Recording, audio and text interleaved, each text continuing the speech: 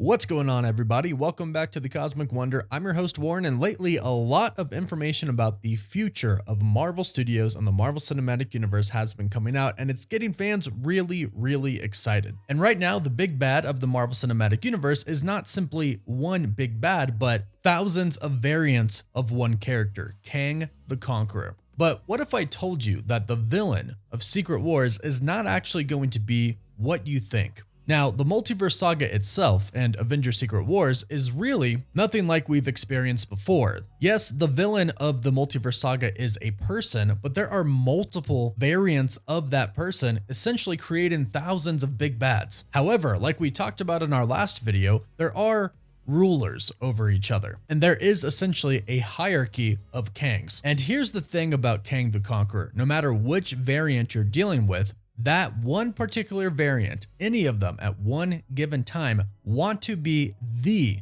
ruler of the multiverse, and no Kang trusts another Kang. And for Avengers Secret Wars, I think one Kang in particular is actually going to rule and take over the multiverse. And from what it sounds like, this variant of Kang, the one that is going to rule the multiverse, is going to be a combination of two different characters. One, of course, is Kang the Conqueror, and the other is the Beyonder. Now, some of you may have heard the report before that the Beyonder is going to be a variant of Kang the Conqueror in Avengers Secret Wars. And there are actually two really big ways that this could work. And in fact, it actually makes sense. And one of the ways actually still kind of lets us have the Beyonder as a separate character altogether, because some fans might be a little bit mad that Marvel would almost essentially eliminate a character from Marvel Comics by combining him with another character. However, with one of my theories, we still get a variant of Kang that is the Beyonder, but also the Beyonder as a separate character as well. And I'll explain the two different ways that this could happen and why they actually both make sense. And either of these ways would actually kind of give us good variants of Kang the Conqueror that would have to fight against this ultimate Beyonder Kang. So let's break it all down. But first, if you're new, be sure to subscribe so you don't miss out on any of the latest videos, and subscribe and leave a comment to enter our giveaway for a chance to win an Xbox Series X, a PS5, some Marvel Legends items, or some DC items. The winner gets to pick one item, and we pick a winner at the end of each month. So here is what I think would be the best way to have Kang the Conqueror be the Beyonder in Avengers Secret Wars. Now, for a little bit of backstory, for those who don't know, the Beyonder and the race, the Beyonders, create pocket dimensions outside of space and time. And they create these for their newborn Beyonders. In these universes, the baby Beyonder is all that is in the universe, and he is actually the universe itself. Really freaky concept to kind of grasp. But ultimately, a crack would kind of enter his universe, and some energy would show him that there was a multiverse. He would eventually stumble upon Earth, and he realized that Earth and the people on Earth weren't their entire universe. In fact, they were part of something much bigger. Their entire universe was way bigger than just them. And the universe that they lived in itself wasn't even the whole thing. There's a whole multiverse that it's a part of. So whereas the Beyonder completed his universe because he was it, he found the humans incomplete. And he decided what would complete them is desire. So he conducted an experiment, and this is what happened.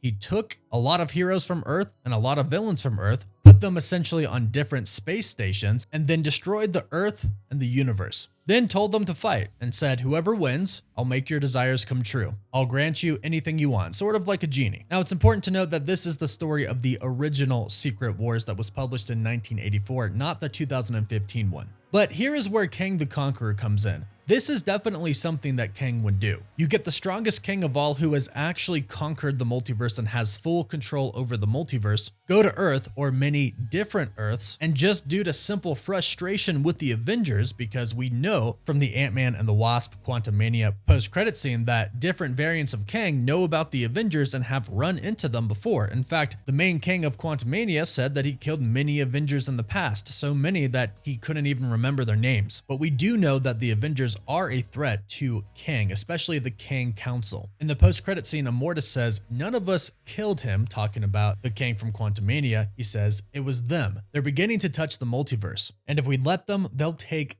everything we built. So an omnipotent Kang the Conqueror who has basically made it to the end of time, who can control time, who can control the multiverse, that Kang wanting to take out the Avengers would make sense, and also the villains because they would get in the way as well. But here's the thing, this variant of Kang doesn't have to be the Beyonder. You see, in the Secret Wars story, ultimately Doctor Doom would steal the Beyonder's power, making him essentially the strongest being in the universe that they were in. This is something that could happen in Avengers Secret Wars and give us a Beyonder Kang variant, because Doctor Doom steals the power of the Beyonder with technology, and Kang the Conqueror is somebody who can travel all the way till the end of time. He can travel so far in the future, and he could definitely get some type of technological advice that would give him the ability to take the power of a cosmic entity. And this is how we could get that variant that is Kang and the Beyonder. That way, the Beyonder still exists, and the Beyonder as a person still exists as a separate character as well, and could come into the MCU at some point in time. Now, ultimately, the Avengers in Secret Wars do defeat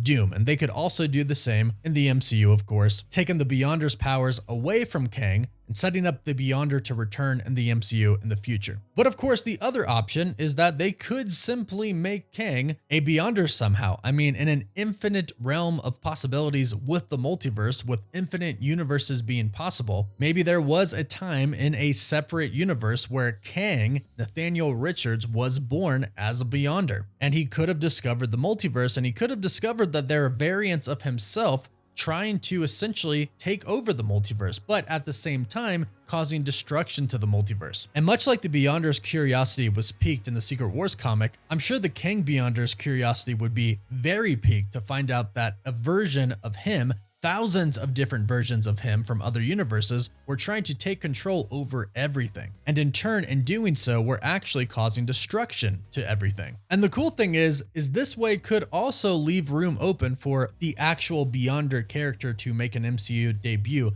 later. We know that the Beyonders are a race, they're a species, they're cosmic entities. And if Kang is born as a Beyonder, it doesn't necessarily mean that he is the character, the Beyonder. But it certainly would make an incredible threat. Either way, whether he's part Kang, part Beyonder, or Kang who stole the power of the Beyonder, you're essentially dealing with a god who could literally do whatever he wants with the multiverse. And this is why it would be such an incredible thing for Marvel Studios to do, because this villain would be on a level that we've never seen before. Thanos was awesome, but he needed the Infinity Gauntlet to do his plans. And when he even used the Infinity Gauntlet to erase half the universe, it almost killed him. Plus, not to mention, he had to actually close his hand to use the Infinity Gauntlet. He could not use it if his hand was open, and the Russo brothers who directed the films did confirm that. And if you go back and watch, his hand is always closed when he's using any of the stones. Just a cool little detail. But the Beyonder, a Kang Beyonder, would not have to do any of that. He wouldn't even require